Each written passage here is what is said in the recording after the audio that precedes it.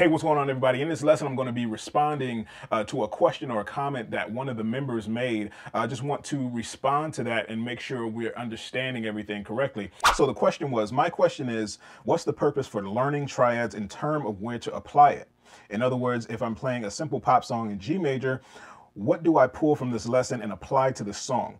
I know there is a purpose for learning triads, scales, arpeggios, etc., but sometimes I don't know what to do with it. Thanks. So I'm going to quickly show you guys an example of how to use this shifting triad exercise into your everyday playing, or in this case, pop song. It can be used in many genres of music, but in this case, a pop song. I'm going to be showing you an example of that.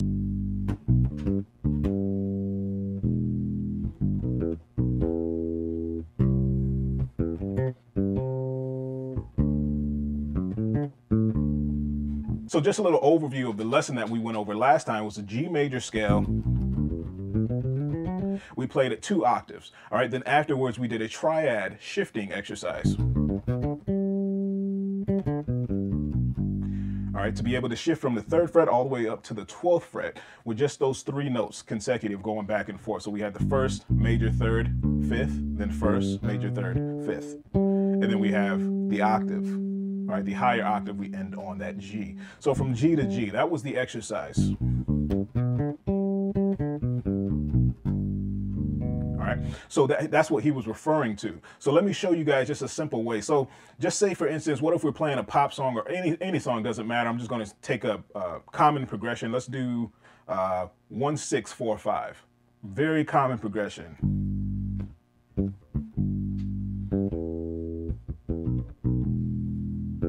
4, 5.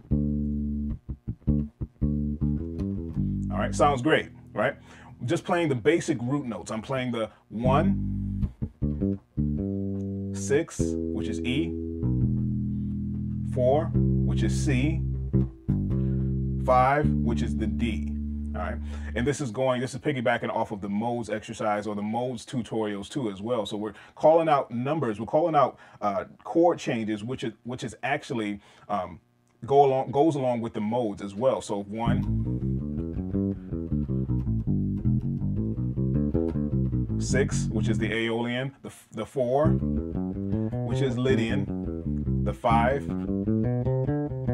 which is Mixolydian, and we're back home. All right, so just keep that in mind. But we're going to be talking about specifically the triad jumping, shifting exercise. All right, so say we're to play that bass line, just 1 note.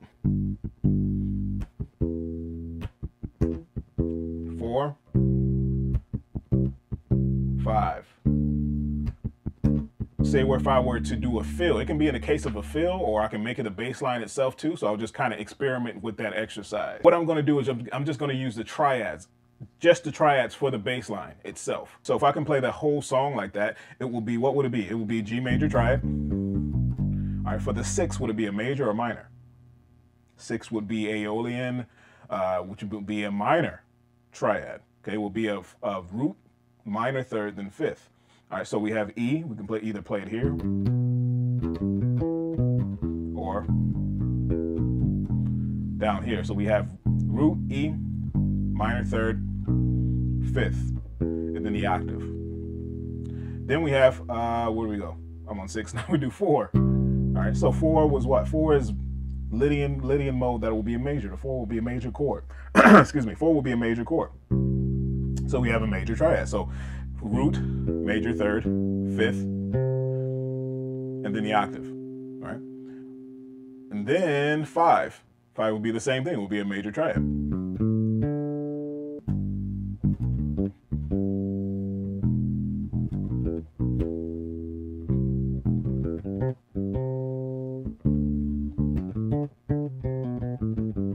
All right, so I'll show you guys this bass line one more time, implementing the triad shifting exercise inside of it. And I also have the sheet music down below in the tab notation so you guys could follow right along. And you can even loop a certain section if I played it too fast and slow it down if you didn't get it. So make sure you guys are using that function. If you have any questions, you already know what to do. Comment below. I told you guys that I read your comments and I'll try to get to every single one of them. All right, so I'll be doing a lot more of these videos, just responding to you guys' question and put it inside a video form like this. I just want to be able to help you guys. All right, so one more time. Let's count it off. 1, 2, 3, 4.